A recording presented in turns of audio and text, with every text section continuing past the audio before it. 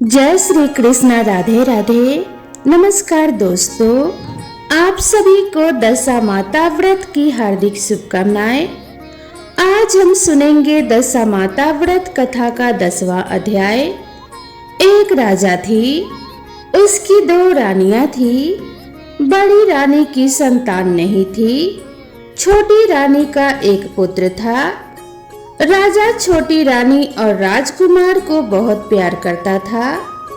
बड़ी रानी छोटी रानी से ईर्ष्या करने लगी। बड़ी रानी राजकुमार के प्राण हर लेना चाहती थी।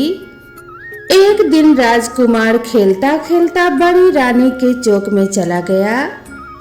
बड़ी रानी ने राजकुमार के गले में एक सांप डाल दिया। छोटी रानी दशा माता का व्रत करती थी।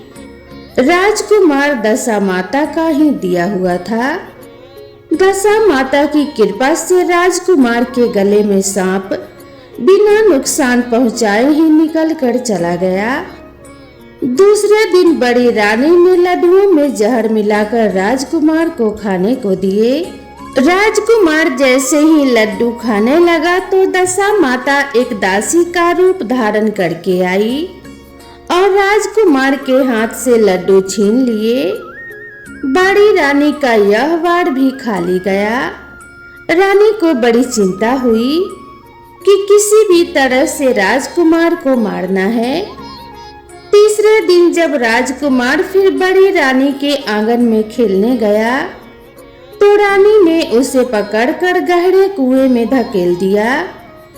क्योंकि कुआं बड़ी रानी के आंगन में बना था, इसीलिए किसी को भी पता नहीं चला कि राजकुमार कहाँ गया। लेकिन जैसे ही बड़ी रानी ने राजकुमार को कुएं में धकेला तो दशा माता ने उसे बीच में ही रोक लिया। इधर दोपहर हो जाने पर राजकुमार के न लौटने पर राजा व छोटी रानी को चिंता सताने लगी। दशा माता को भी इस बात की चिंता हुई राजकुमार को उसके माता पिता के पास किस प्रकार पहुंचाया जाए। राजकुमार को तलाश करने वाले कर्मचारी निराश होकर बैठ गए।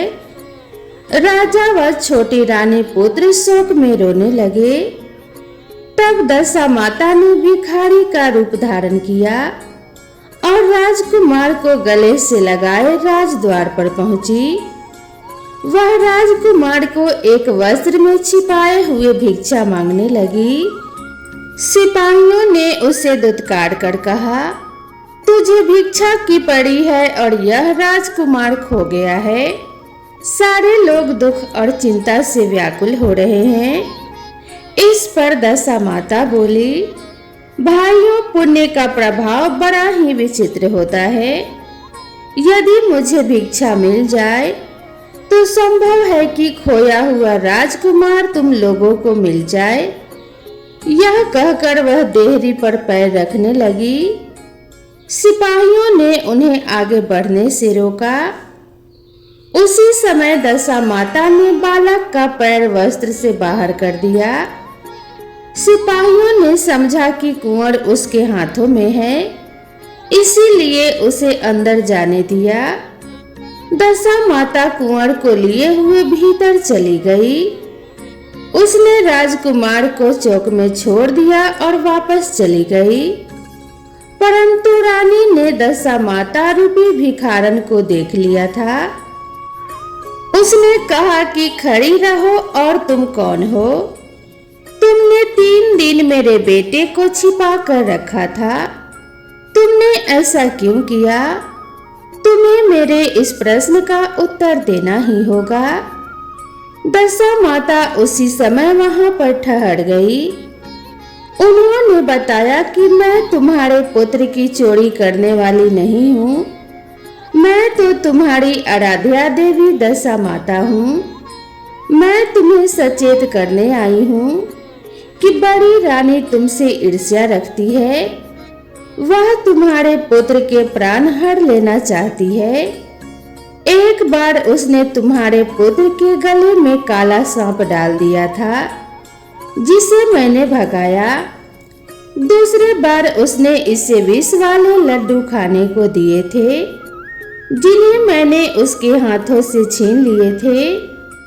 इस बार उसने तुम्हारे राजकुमार को अपने आंगन के कुएं में धकेल दिया था और मैंने इसे बीच में ही रोककर इसकी रक्षा की।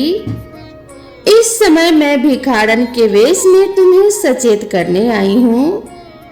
यह सुनकर छोटी रानी दशा माता के पैरों में गिरकर क्षमा मांगने लगी।